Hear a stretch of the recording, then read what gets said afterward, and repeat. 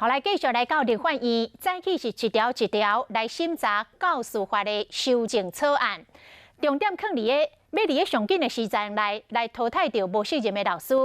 这个立法院的外口有教师团体来抗议，讲这修法是咧糟蹋掉老师的工作权。也毋过教育部长潘文忠来回应讲，修法都是为着要维护大多数的老师的专业甲尊严。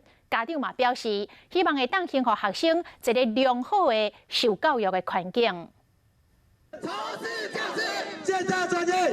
教师团体伫立法院前抗议教师法修正草案，若是为了要加速汰换无适任的老师，将教评会开会也是表决的规定降到1/2，也就是一半，根本是咧糟蹋教师的工作权。会计师专业代表要超过2/3以上，为什么我们老师要降到1/2以下？不合理。请问有尊重我们老师的专业精神吗？没有。教师团体不满，另外一边家长团体嘛有话要讲。支持修法，汰除坏老师。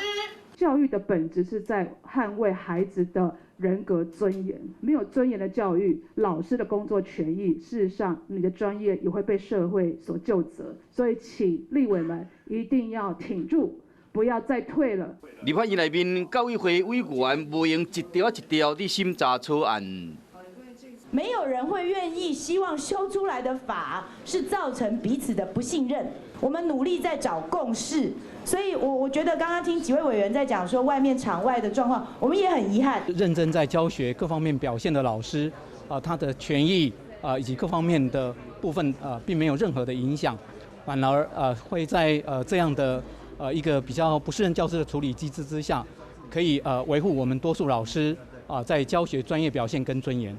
修法是出自善意，无奈煞造成老师甲家长之间的对立。教育部长强调讲，要建立一个比较较明确、审慎的机制，保护学生学习的权益，就看初审敢有法度互双方有共识。